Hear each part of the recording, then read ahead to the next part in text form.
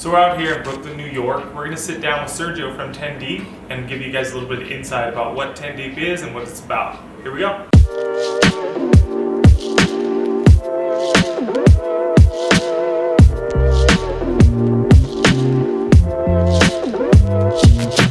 So what's happening, guys? We're here with Sergio. What's up, y'all? We're out here in Brooklyn, New York. Dumbo, New York. down under the Manhattan, Brooklyn. Very nice. So it's our second time here.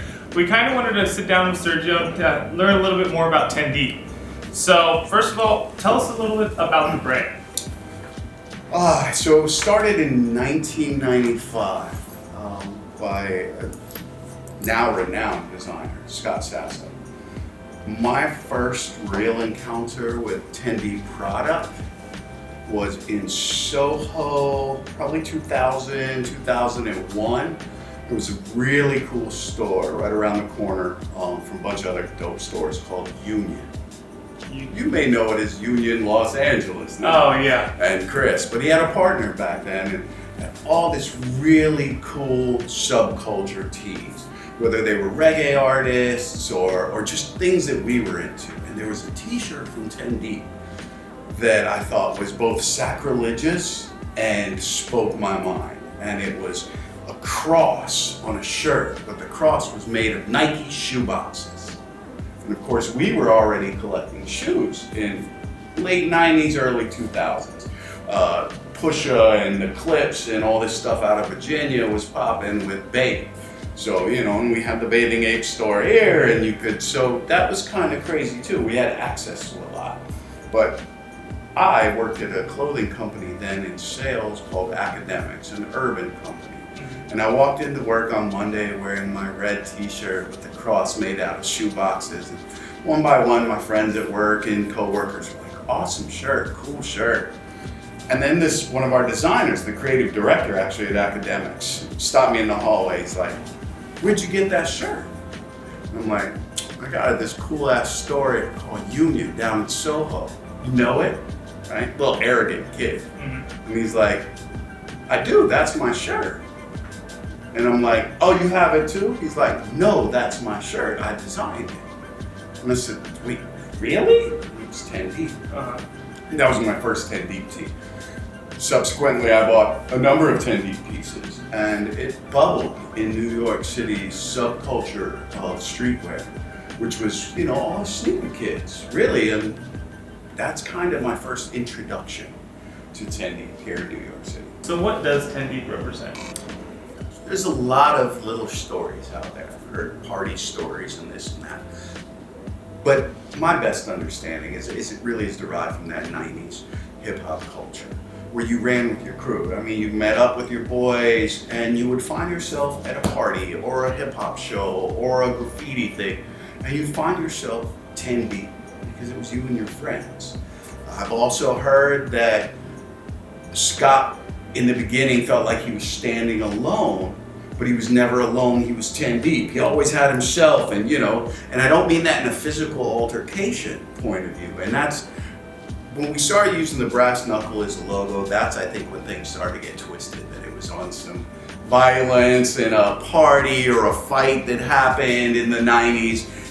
And from what I've dug in, I've never really found any real truth to that story. And so when people ask me what 10 Deep is really about, it's really about that culture. It's about being you and your crew and an individual crew and being 10 Deep, whether it's you alone or whether it's you and your crew, but it's being you.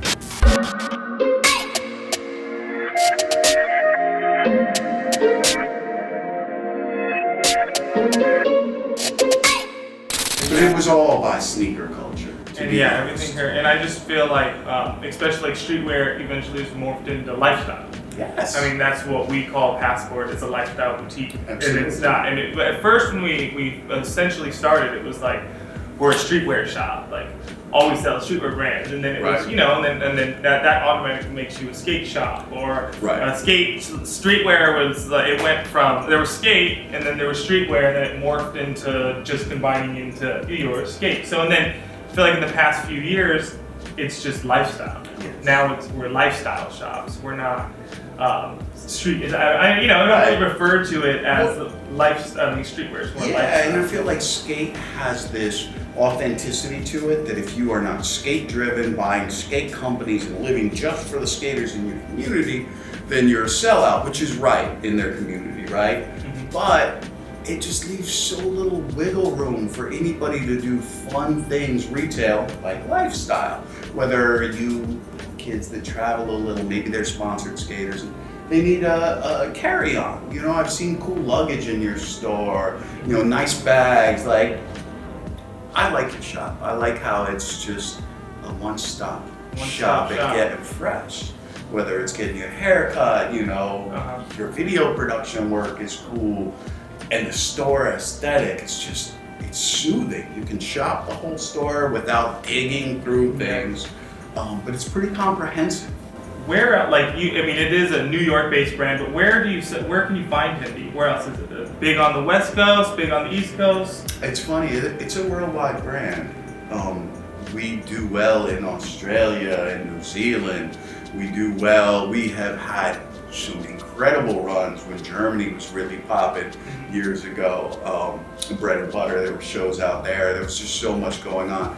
There have been pockets in Central and South America. Right now, I've got accounts in the Middle East selling it well. But all this to say, streetwear is now worldwide men's fashion. It's crazy too, because you guys really, just like, you guys are really influenced by hip hop, and it's really dug into the brand's culture. And I find you guys create a new album each time. Like when you guys do your guys' lookbook, it's just some serious business. Like you guys are creating an entire look for the season that we're gonna push all season. Right.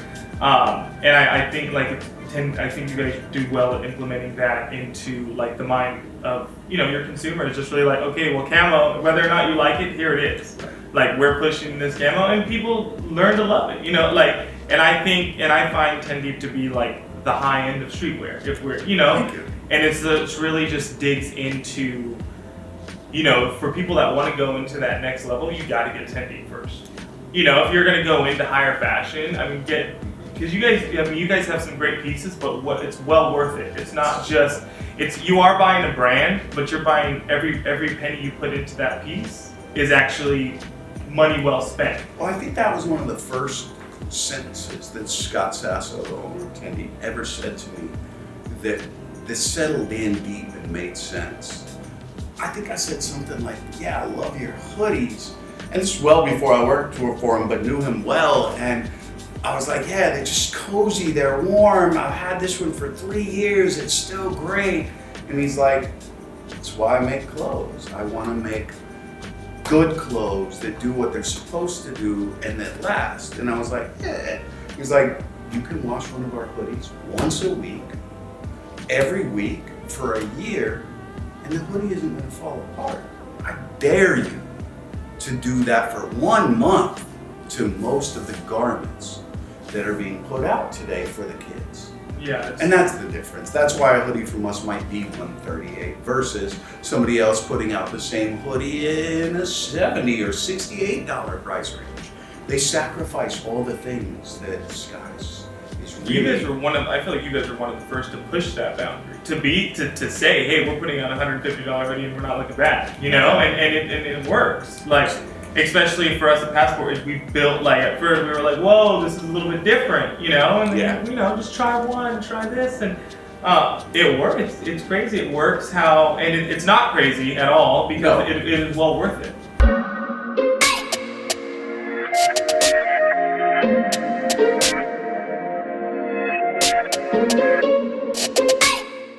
So you've been you said you packed boxes to being a buyer, to being a seller, from poking holes in my thumb with sensors, burning myself with steamers. You name it in this business, I've suffered through it. And so with that being said, from you being in the business, from the jump of the business to now, how do you feel it's changed? Do you feel like it's changing faster now, or has it always been moving this fast? Because it's fast fashion now. It is. So is it moving faster now, or has it always been rapidly changing like this? So it's odd. Younger generation would call it waves. I call it cycles. And more than cycles and circles, I call it spirals. And that is that things start and they slowly spiral outward. And the same point will be revisited over and over again, whether it's wide leg jeans. There are going to be times when those trends do stop or don't make an impact. But they just really seem to be quite cyclical, right? But maybe it was 10 years ago when we saw fast fashion almost finding its way into street. I think it was probably, maybe it was the 90s, maybe it was early 2000s, but definitely street impact. And we were all saying, ever can really take these runway looks that people are seeing in Milan and Paris and translate that to their own sort of fashion quickly is going to be the winner, right? And this was what we were just joking around saying in hotel rooms as we were traveling as sales reps. When that actually manifested itself with, you can name them, but I won't call it a Uniqlo, but because they're more of the Gap, but these fast fashion places, and I don't want to berate them.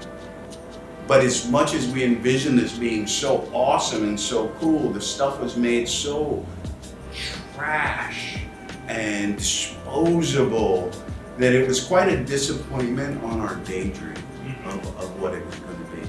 So that part was a bit nerve-wracking, right? Like, and things do move quicker in a sense.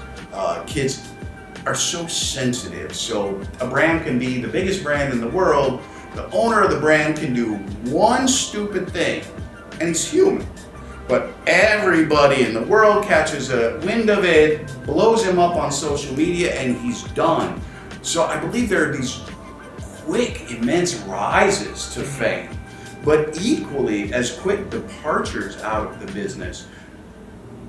And I'm not going to call it oversensitivity because I don't think that's correct. I think the sensitivity to a lot of these issues is important, and it's high time they were addressed.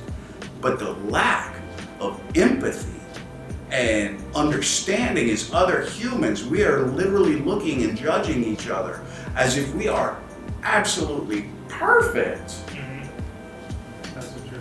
And that's the part that I have a problem with overall in that whole world, in that fast fashion and people buying things and blowing up and disappearing is, I just feel like nobody will do their research. Everybody sees something, they take it as the truth, and they all react, and all their friends do the same. And then you have this huge overreaction.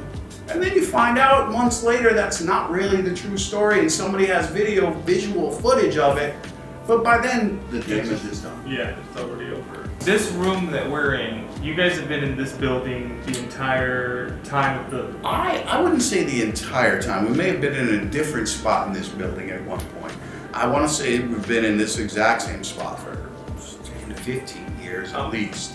I can remember maybe 2003 or 4, maybe it was 5 or 6, but coming over, hanging out, getting a hoodie I wanted from them because I worked at another brand, and having beers and Mexican food across the street.